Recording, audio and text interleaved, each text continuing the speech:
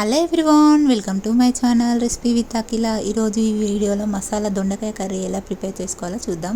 Stove వెలిగించుకొని ముందుగా pan పెట్టుకొని అందులో మసాలాలను వేయించుకోవాలి.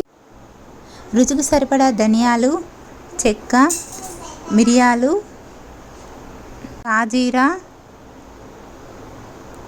గసగసాలు, పల్లీలు, నువ్వులు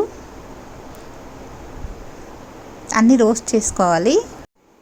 స్టవ్ అనేది మీడియం ఫ్లేమ్లో పెట్టుకొని వేయించుకోవాలి. అలా అయితేనే మంచిగా వేగుతాయి. ఇందులోనే 2-3 ఎండుమిర్చి వేసుకొని వేయించుకోవాలి.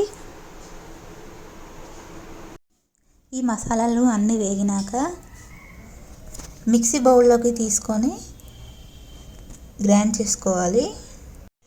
మళ్ళీ స్టవ్ ఆన్ చేసుకొని ప్యాన్ పెట్టుకొని అందులో సరిపడా ఆయిల్ వేసుకోవాలి.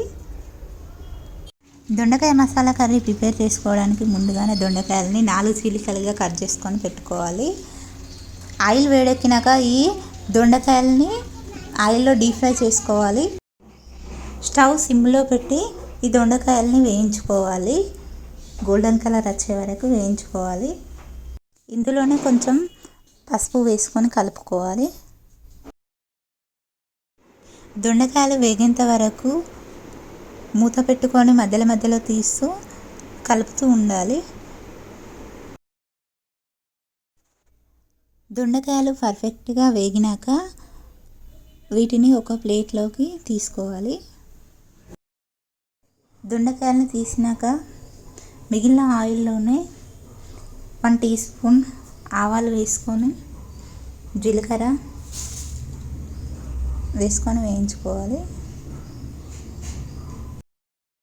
తర్వాత ఇదే ప్యాన్లో ముందుగానే కట్ చేసుకొని పెట్టుకున్న ఆనియన్స్, పచ్చిమిర్చి వేసుకొని వేయించుకోవాలి. ఇందులోనే కరివేపాకు, వెల్లుల్లి రెబ్బలు వేసుకొని గోల్డెన్ కలర్ వచ్చేంత వరకు వేయించుకోవాలి. ఆనియన్స్ గోల్డెన్ కలర్ వచ్చినాక ఇందులో పసుపు యాడ్ చేసుకొని కలుపుకోవాలి.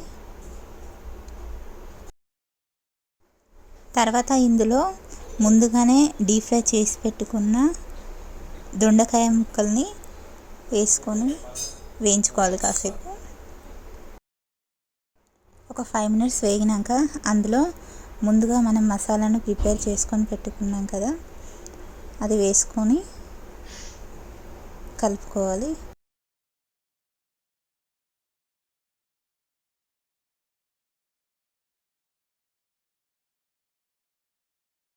తర్వాత ఇందులో సరిపడా మిర్చి పౌడర్, సాల్ట్ వేసుకోవాలి. గరం మసాలా కొంచెం యాడ్ చేసుకోవాలి.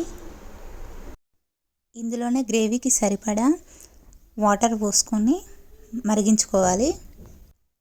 ఆయిల్ పైకి వచ్చే వరకు మరిగించుకోవాలి.